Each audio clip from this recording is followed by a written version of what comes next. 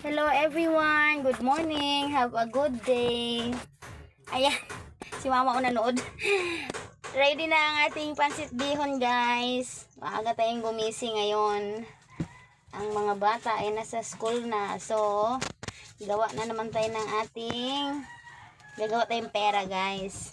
Ayan, luto ng aking bihon guys. Ito ay i-display or ilalako ko mamaya. Pero dahil busy pa, i-display ko muna sa aking maliit na lamesa sa labas.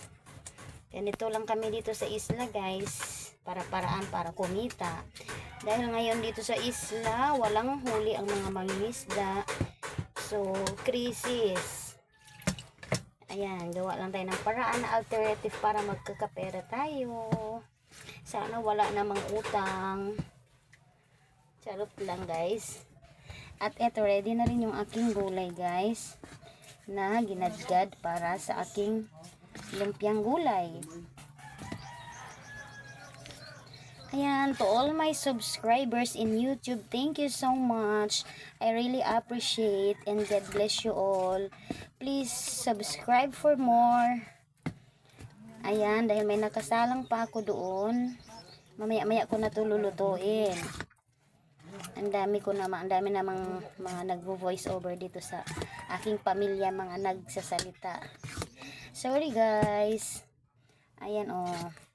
Hindi ko pa ginayat yung mga ricados. At eto namang aking hinahalukay. Ayan, ito ang aking gagawing hot cake guys. Kasi dapat ang ginagawa ko ay binangkal. Sa mga Bisaya dyan nakaka-relate ano yung binangkal. Kaso wala akong binangkal, wala akong linga or lunga na ubusan. So, ito muna ang aking lulutuin ngayon. Ang hirap nitong anuhin guys kasi buo-buo yung harina. Ayan lang po. Thank you for watching everyone and have a good day.